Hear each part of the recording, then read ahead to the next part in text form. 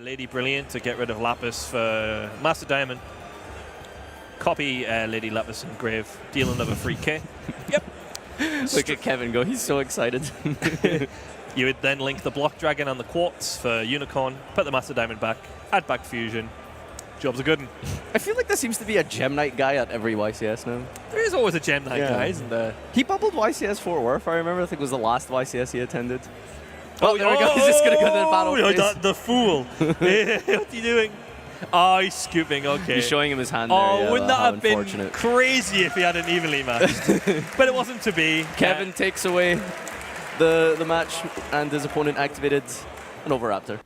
What's going on, guys? Distant Coder here, and this past weekend I was at YCS Utrecht and I was playing my Gem Knight deck. I really like this deck. I've been playing it for quite a while, and a lot of people have been asking me after my feature match for my deck profile because they wanted to give it a try. So I figured, why not? I'll bring you guys my deck profile, and you guys can do whatever you want with it. Honestly, I've been playing this deck for almost a year and a half at this point, and I really like what this deck is able to do. So I'm going to show you guys the deck profile and tell you guys what cards I enjoyed, what cards I really didn't like, and you guys can go from there and use this as a baseline for building your own Gem Knight strategy if that's a deck that you are interested in playing. So before we get right into it, I just want to let you guys know that this video is sponsored by YGO Legacy. They are my most recent sponsors. If you go on their website and you use promo code CODER5 at checkout, you will get 5% of your purchase given right back to you as store credit. So I guess we're going to get right into the deck profile. So we're going to start off with your vanilla monsters. We're playing 3 copies of the Gem Knight Lapis and 3 copies of the Gem Knight Sapphire. Now, you could be playing Gem Knight Garnet if you wanted to. You don't have to play Gem Knight Garnet. I personally prefer playing Gem Knight Sapphire because the fusion that you make with it actually has a relevant effect, can be useful. So I'll get right into that as soon as I get to the extra deck. But this is your normal monster lineup. You just want to play these 6, and that's pretty much all you're going to need.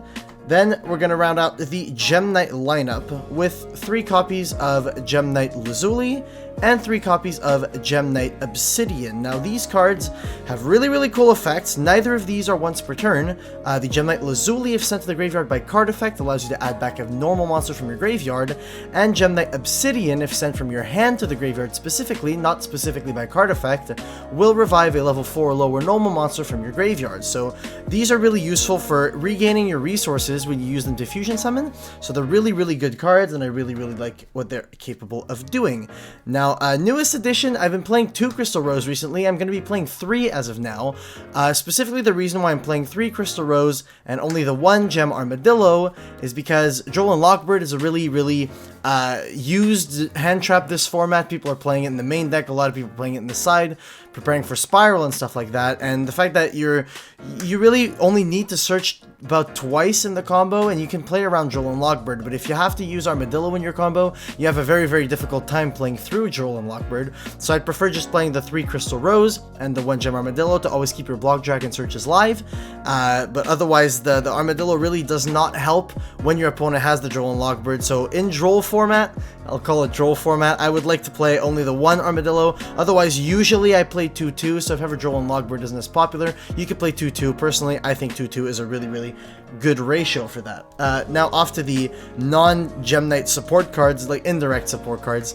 3 of the Rescue Rabbit. So Rescue Rabbit, soon to be a 1-card combo when Union Carrier is going to come out, but for now Rescue Rabbit is probably your best combo starter because it's a 1-card Phantom Quartz, and that allows you to get your Gem Fusion and get your combo rolling. So Rescue Rabbit is probably one of the most important cards that you'll see in your entire deck, right after Block Dragon. So Block Dragon is your main search card, allows you to search 3 Gem Knight cards. Well, honestly, usually you're going to be searching Obsidian, Lapis, and Crystal Rose with this, so this does get your combo just rolling, and I think this is just a really good card. Overall, the summon is not once per turn. It's a Dragon Ruler with more effects. Honestly, this card couldn't be any better than it actually is, to be honest. Then we're going to go off to the spells, because that's all for the monster lineup, 22 monsters. So for the spells, we're playing 3 of the Gem Knight Fusion. Now this card is Phoenix Blade with a real effect. So Gem Knight Fusion allows you to polymerization using your hand or your field, and in the graveyard, not once per turn, you can banish 1 Gem Knight, add it back to your hand. So this card, you just keep reusing the same copy of Gem Knight Fusion over and over and over, and that is how you perform your combos. Then, like the Rescue Rabbit, you're playing 3 copies of Unexpected Die. This just allows you to get 1 extra copy of a Gem Knight monster onto your field, which allows you to make your Phantom Quartz, which is it's really, really important in the combo to just make your Phantom Quartz, because Phantom Quartz is what gets you to your Gem Knight Fusion, and is what allows you to make your Lady Brilliant Diamond and gets your combos rolling. So that's a very, very important card to see. So Unexpected Die as well as Rescue Rabbit are really important cards in your combo. Then I'm playing 3 copies of token generator cards. Honestly, these should be Fiend Sanctuary. I just didn't get to find any copies before the tournament, so I was playing the 1 Hornet Drones and 2 of the one-time passcode.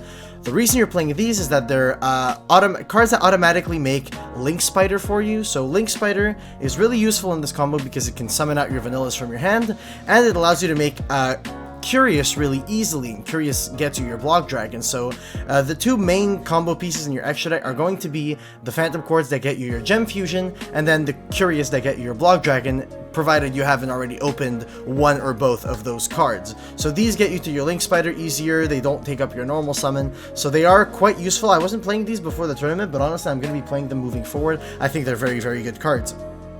Then I'm playing 2 copies of Performapal Pop-Up. To be completely honest, I'm not too sure how much I like this card. In hindsight, this probably should have been Dragged Down by the Grave. To be honest, Dragged Down is really useful considering people were playing a lot of Retaliating Sea and Nibiru the Primal Being, and I really have no cards that answer that. So the Performapal Pop-Up is useful for combos sometimes when you can dump your Obsidian to summon a Gem Knight from your grave. It can come up, but honestly, I don't think this card is up to par. I think it's good, but not good enough, in my opinion. Then I was playing 3 copies of the Called by the Grave. Called by the Grave, to answer the hand traps. Joel and Logbird was pretty much all over the place, Ash Blossom 2. So I think these are really, really important cards to have, like, to see in your opening hand. You want to see 1 or 2 of these. If you don't see it, like, it's too bad, but you like opening your hand and seeing combo plus a little bit of protection, if you know what I mean. So yeah, Called by the Grave, very, very good card in this deck. Then I played 4 Power 1-ofs. So for the Power 1-ofs in this deck, we're playing 1 copy of Foolish Burial, 1 copy of Monster Reborn, 1 copy of Reasoning, and 1 copy of Magical Midbreaker Field. Now, I'll go into these one at a time as to what they're used for. So Magical Midbreaker Field, specifically for protecting you from cards like Ghost Ogre, Effect Veiler, Impermanence. It protects your monsters from being targeted or destroyed during the main phase, and you don't really leave your main phase considering that's the turn you're killing. So yeah, Magical Midbreaker Field is good for protection. It's like an extra copy of Called by the Grave, depending on what hand traps your opponent have, and is your only protection for Impermanence, so you like to see it.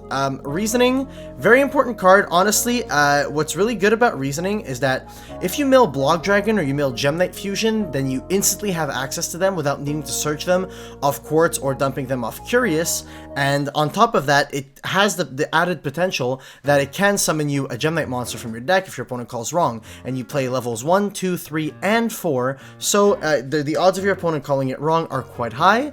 And if you see your Block Dragon, you just keep milling, keep milling, keep milling. So on top of getting you resources in the graveyard, it can summon you a monster that allows you to go into Phantom Quartz. So Reasoning has multiple applications, and I think it's a very useful card. Then Foolish Burial, Monster Reborn. The Monster Reborn is useful for if you open the Crystal Rose, or if you open a normal monster, because you can instantly link it into Link Spider and then reborn it in immediately. So it gives you easier access to your Phantom Quartz. And the Foolish Burial is just an extra copy of Block Dragon. You need to see the Block Dragon, so you play the Foolish Burial. So that's it for the main deck. 40 cards. I'm gonna go off to the extra deck now.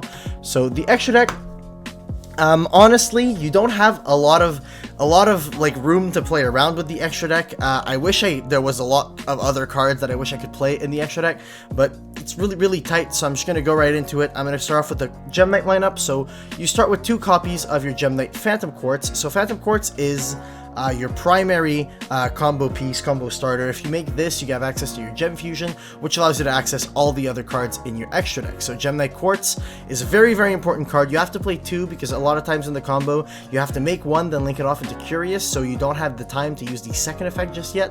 So you have to make it a second time in order to use its second effect that allows you to fusion summon by using your grave and banished cards. So Gem Knight Phantom Quartz really good for gaining back your resources on top of searching your Gem Knight fusion.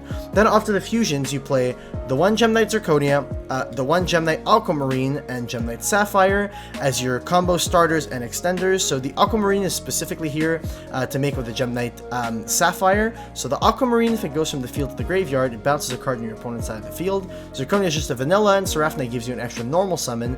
These are all the ones that you're going to be using to be making Curious and stuff like that. So the Aquamarine being an aqua, and the Zirconia being a rock, and Seraphine being a fairy, this can come up in order to make Seraphine. So you usually play around these three to make your Gem Knight Seraphine using cards like your Link Spider, which is a Cyberse, and stuff like that. Then off to the more important fusions, which are the ones that you use later in the combo. Gem Knight Lady Brilliant Diamond allows you to send a Gem Knight monster from your field to the grave to summon a different one from the extra deck, ignoring its summoning conditions. Gem Knight Lady Brilliant Diamond is specifically the one you're 99% of the time going to be making off of the effect of your Phantom Quartz. So she allows you to essentially, with Phantom Quartz, shuffle back 3 resources, which usually are going to be the 3 monsters that you banished off Block Dragon. So because she requires 3 Gem Knight monsters, you get to get quite a lot of resources back when you fusion summon her with Quartz. Then you play two copies of Lady Lapis Lazuli. This is the win condition of the deck. So this is the burn card. She sends a Gem Knight from your deck or extra deck to the graveyard in order to burn your opponent for 500 times the number of special summoned monsters on the field.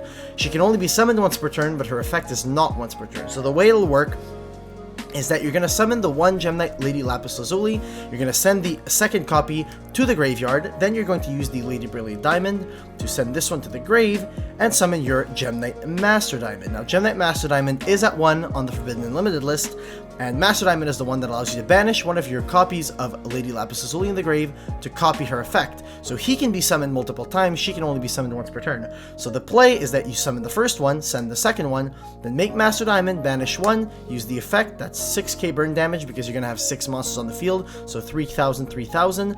Then after that, you shuffle this back into your extra deck with Nightmare Unicorn, summon it back, banish the second copy, and do the remaining burn damage. So these are essentially your burn cards. So Master Diamond allows you to do the burn with access to the other 2 Gem Knight Lady Lapis Lazuli in your extra deck. Then off to the generic Link monsters that you play that allow you to combo off. You play the Link Spider, you play Secure Gardena. So Secure Gardena is specifically here to be used in tandem with Link Spider. It's that sometimes later in your combo, you're short on Earth monsters in your graveyard. So sometimes you need to link off Vanilla Gem Knight into your Link Spider. Then you have to link off the Link Spider into your Secure Gardena in order to have enough Earth monsters in your grave to revive your Block Dragon and continue with your combos without losing resources of monsters on the field. So that's really, really important. And the new addition to the deck, Cross Sheep. I think Cross Sheep is a really, really crazy card in this deck. Thanks to Cross Sheep, Rescue Rabbit plus Block Dragon is a 2-card combo, which is really cool. So Cross Sheep just adds a lot of variety and ability to revive monsters from your graveyard. It's really, really useful. It comes up a lot, and it can trigger off of the Lady Brilliant Diamond, summoning any Gem Knight of the fusion monster from your extra deck. It doesn't have to be fusion summoned, so this is a really, really cool card to add to your combos. Then you play the Proxy Dragon. It's just a vanilla, honestly, well, it's not a vanilla, it has an effect, but it never comes up. It's a generic Link 2 light monster, which you really need. You could play Lamphorhynchus or Lambda over this, but sometimes the sidewards arrows come up, so I prefer to play the Proxy Dragon. And then for the last 2 monsters in your extra deck, you're playing the Nightmare Unicorn, which you need to spin back your Master Diamond, and you have the Curious, which you need to dump your Block Dragon. So both of these cards, very, very important in the combo. If you hard open block, you don't have to make this, but this you make essentially almost every combo, because it's what allows you to have access to your second Master Diamond. Then off to the side deck.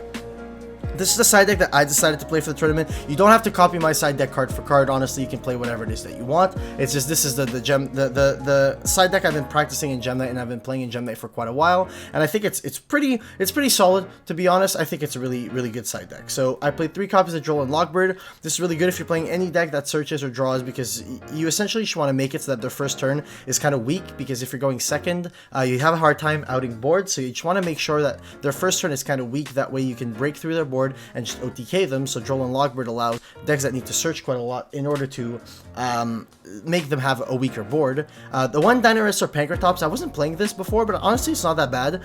You can summon it, beat over like a Winda or something, and it's an Earth Dino, so it can help make Curious if absolutely necessary.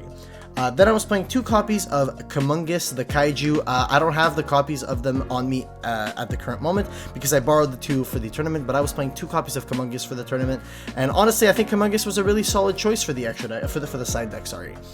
Then I played 3 copies of Book of Eclipse. To be honest, I was really afraid of decks like Dinosaurs and Shaddoll, and this really is useful against both those decks because it helps out UCT by booking it and Winda by putting it face down, therefore their effects stop applying, or they can't use the effect of UCT, for example. So the Book of Eclipse really helps, and because you don't actually go into your battle phase, you never flip their monsters, but their monsters that are on the field still count as special summon for the effects of Lady Lapis Lazuli, so they still burn for an extra 5 even though their monsters are face down. So I think Book of Eclipse is a really good choice in the side deck for Gem Knights. Then I was playing 2 copies of the Lightning Storm. Honestly, I don't think you need 3 because I think Evenly Matched was a more solid choice for the tournament. So I'm playing the 2 Lightning Storm and the 3 Evenly Matched. You don't need your battle phase to kill, so a lot of times you can go Evenly Matched in the main phase 1, in the battle phase, and then go into the main phase 2 and kill them in main phase 2. So I think the Evenly Matched and the Lightning Storm evenly outs more cards. Lightning Storm is still a pretty solid choice. So overall, these 5 cards allow you to break boards and then just kill in the main phase 2, which is really useful. So I think these cards were like no-brainers to play. And then for the last card in the side deck, I'm playing the 1 of Red Reboot. I wish this card was still at 3, but unfortunately it's at 1. So against back row decks, you struggle quite a bit, which is why you play the Lightning Storms and the Evenly Matches, and you play the Red Reboot. So that is it for the side deck. Honestly, all these cards are really, really useful for just breaking boards going second. Your main deck, you don't touch it when you go first. You just leave your main deck as is, but otherwise when you're going second, you side in like quite a few cards. So anyways, guys, that was it for my deck profile. I hope you enjoyed it. I hope you really like the idea of playing Gem Knights. Honestly, this is probably one of my favorite decks of all time. I've been playing Gem Knights for about a year and a half, and I really, really like what this deck is capable of doing. So if you want to see combos, let me know in the comments below. I'll let you know. I'll see if I want to do a combo video. Like, the combos are really hard to learn and kind of convoluted, but I can try my best to try and teach you guys as best as I can. So if you guys want a combo video, let me know in the comments, and I'll see what I can do. But otherwise, guys, have a good one and enjoy playing Gem Knights. Peace out, y'all.